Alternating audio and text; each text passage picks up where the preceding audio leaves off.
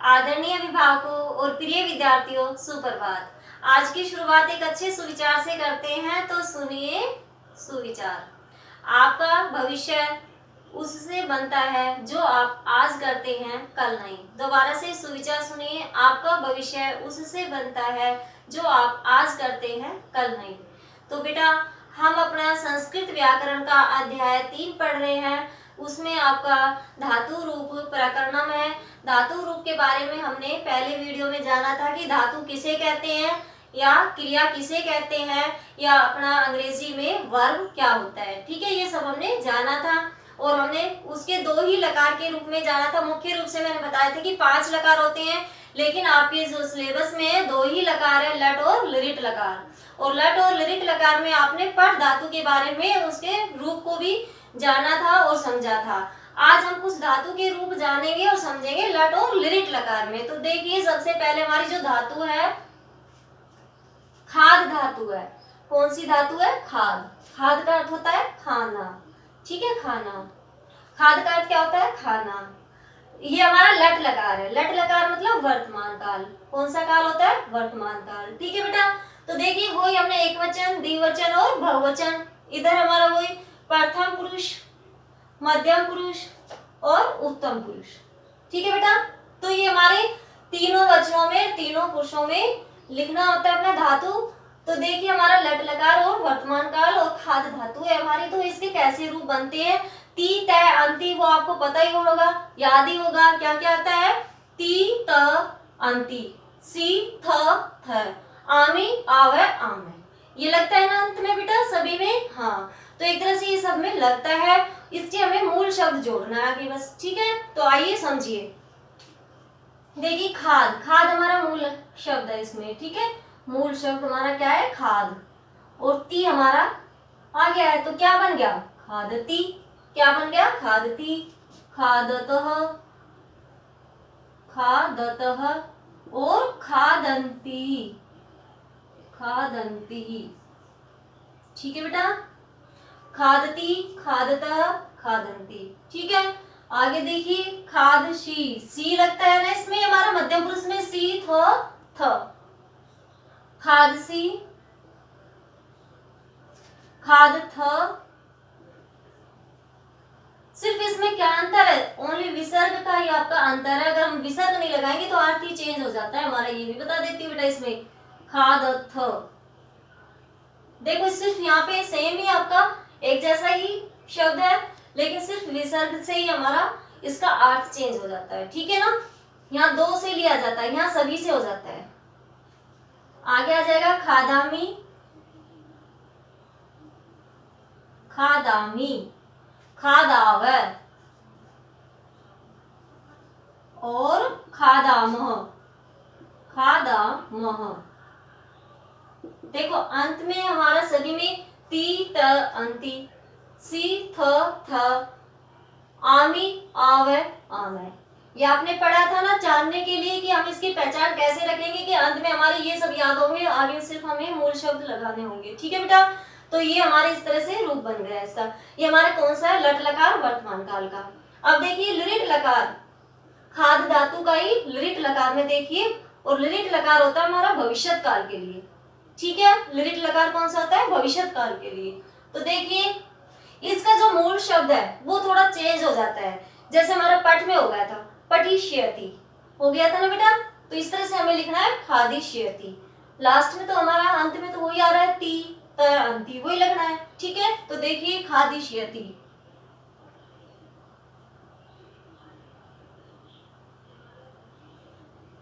खादिष्यति, खादिष्यतः,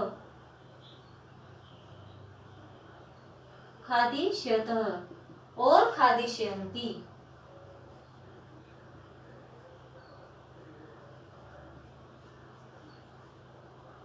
ऐसे ही बेटा हमारे ये आ जाएगा खादिष्यसि,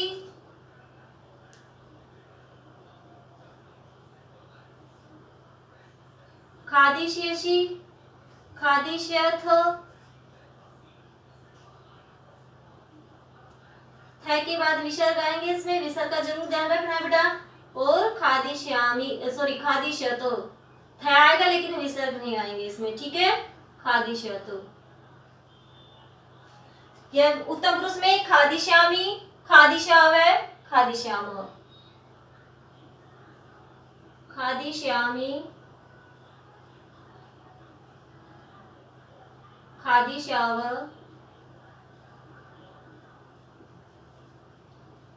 और खादिष्यामः।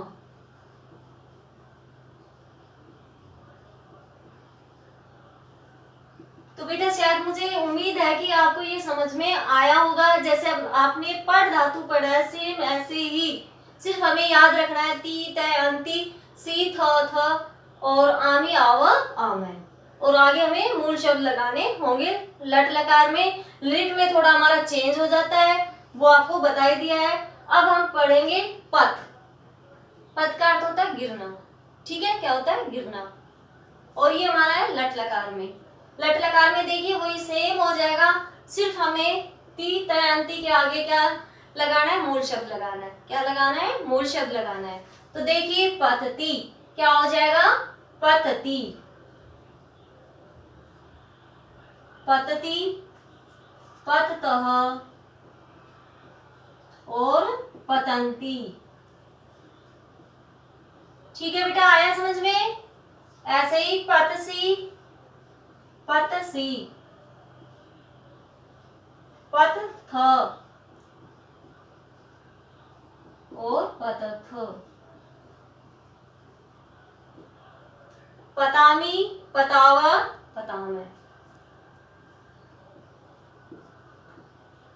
पतामी, पतावह और पतामह। ठीक है बेटा, आपको आ रहा होगा ये समझ में कि कैसे बन रहे हैं, इसके शब्द रूप कैसे आप चल रहे हैं। मैंने आपको समझा भी दिया है कि ती तय अंति याद रखोगे तो आपको सिर्फ मूल शब्द आगे लगाना है। लिरिट में थोड़ा चेंज हो जाता है, वो आपको ध्यान रखना है कि इसका क्या लगेगा मूल शब्द में। ठीक है, अब है पद का है दोबारा से इसमें लिरिट में, किसमें, लिरिट में जो भविष्य काल के लिए प्रयोग होता है। ठीक है बेटा, तो देखिए इसमें पतिष्यति क्या हो जाएगा, पतिष्यति, पतिष्यत, विसर्ग आ जाएंगे, पतिष्यत और पतिष्यन्ति,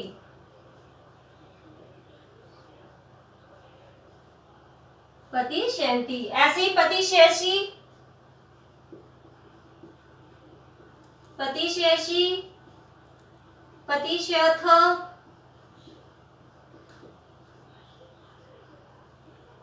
और पतिशयथ। विसर्ग नहीं आएंगे अब इसमें, पता है ना बेटा आपको, पतिशयथ। आगे पतिश्यामी, पतिश्यामी, पतिशाव,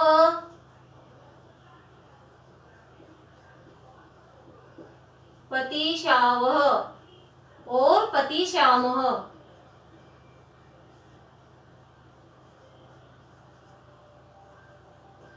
तो बेटा आपके जो धातु रूप है वो सारे ऐसे ही चलेंगे जितने भी आता है। जैसे आगे भी आपका आ जाए भू है, लिख है, इस तरह से आपकी बहुत सारी धातु है, तो दोनों लकारों में आप आराम से कर सकते हो। ठीक है ना, आपको समझ में भी आया होगा, मुझे उम्मीद है पूरी कि आपको अच्छे से समझ में आ गया होगा।